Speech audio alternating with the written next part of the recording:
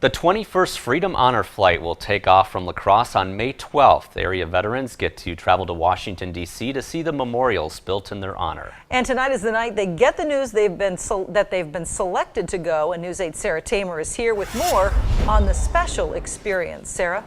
Some veterans have been on the waiting list for the Freedom Honor Flight for more than a year. Tonight, those veterans are going to get the once-in-a-lifetime phone call, letting them know it's their time to be honored. Callers tell me being on the other end of the line is an unforgettable experience. Each year, to thank the veterans for their time and their service. Area veterans who fought the toughest wars. It's a population that a lot of us don't get to spend a lot of time with. Get on a plane to Washington, D.C.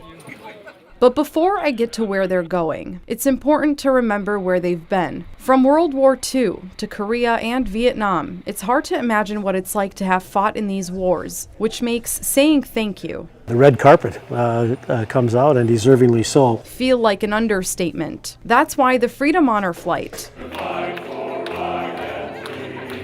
has been honoring veterans by flying them out to Washington, D.C.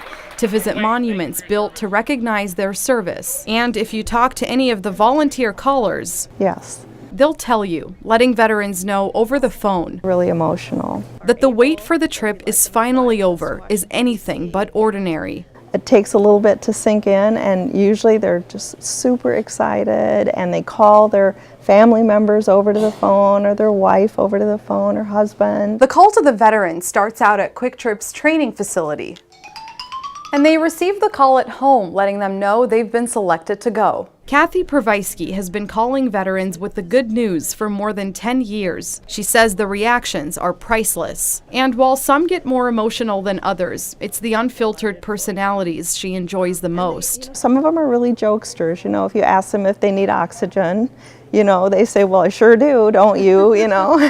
Freedom Honor Flight President Pat Stevens says it's that phone call to let them know where they're going is just one way to say thank you for where they've been. this is a great way for the community to turn around and say, yep, you made the difference. It was really nice that you served your country, and we appreciate it. So it works out well.